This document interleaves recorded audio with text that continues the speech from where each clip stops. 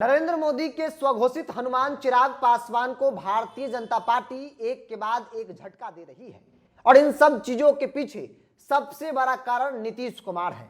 नमस्कार, the India top देख रहे हैं, मैं हूं आपके साथ बिरजू सिंह। बिहार में एनडीए की सरकार बनी, नीतीश कुमार भाजपा के साथ आ गए। तमाम जो एनडीए के सहयोगी दल थे उन्होंने नीतीश कुमार को स्वीकार कर लिया, सिवाय चिराग पासवान के। और खूब चर्चा होने लगी नीतीश कुमार के एनडीए में वापसी के साथ ही कि चिराग अब एनडीए छोड़ देंगे। चिराग की बातचीत तेजस्वी यादव से हो रही है। चिराग पासवान ने भी कई इंटरव्यू में कहा कि हमारी बातचीत तेजस्वी यादव से होती रहती है, कोई बड़ी बात नहीं, यह आम बात है। एनडीए की सरकार बनने के बाद नीतीश कुमार समेत तमाम एनडीए के दल अमित शाह, नरेंद्र मोदी और जेपी नड्डा से मुलाकात किए, लेकिन चिराग पासवान को अमित शाह और ना ही जेपी नड्डा और ना ही नरेंद्र मोदी की तरफ से समय दिया जा रहा है मुलाकात को लेकर। खबर है कि चिराग पासवान एक नहीं कई बार यह कोशिश कर चुके हैं कि अमित शाह से उनकी मुलाकात हो जाए, लेकिन अमित शाह की तरफ से उन्हें समय नहीं दिया जा रहा है।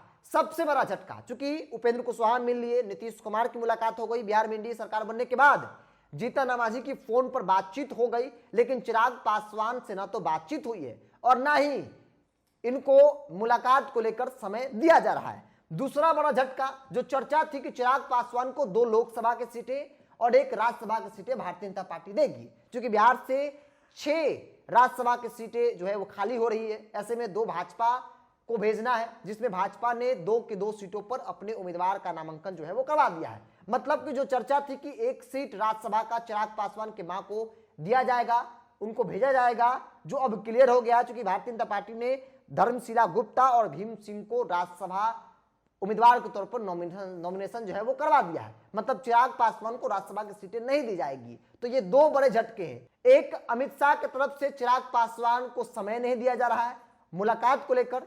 चिराग दिल्ली में बैठकर यह तय नहीं कर पा रहे हैं कि आखिर किया तो किया क्या जाए, और समय नहीं देने का सबसे बड़ा कारण यह बताया जा रहा है कि चिराग और तेजस्वी की जो नजदीकियां इन दिनों बढ़ी है, इससे भारतीय जनता पार्टी भी काफी असहज हो गई है।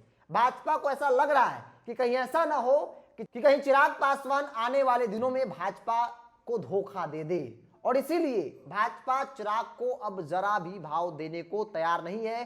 क्योंकि नीतीश कुमार आ गए हैं तो भाजपा को भी अब ऐसा लगने लगा है कि जो डर था, जो भय था, जो रिस्क था, वो अब खत्म हो गया है।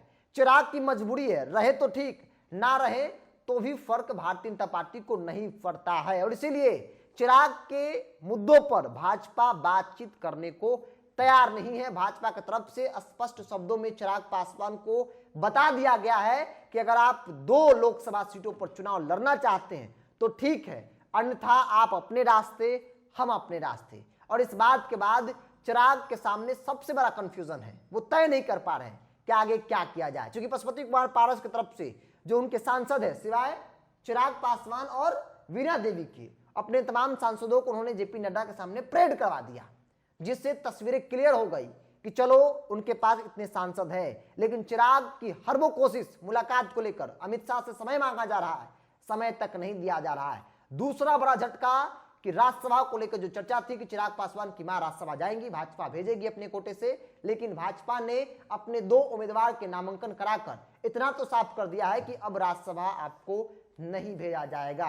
मतलब चिराग की मुद्दों पर अब बातचीत नहीं होगी। एनडीए में चिराग को रहना है तो फिर भाजपा जो कहेगी उस बात को स्वीकार करना होगा, नहीं तो कोई फर्क भाजपा को नहीं पड़ रहा है, क्योंकि नीतीश कुमार एनडीए में वापसी कर गए। आपको क्या लगता है, आप अपनी राय कमेंट बॉक्स में रखिए। अगर आप मेरे चैनल को यूट्यूब पर देख रहे हैं तो सब्सक्राइब कर लीजिए, फेसबुक पर देख रहे हैं तो पेज को लाइक और फॉलो कर लीजिए।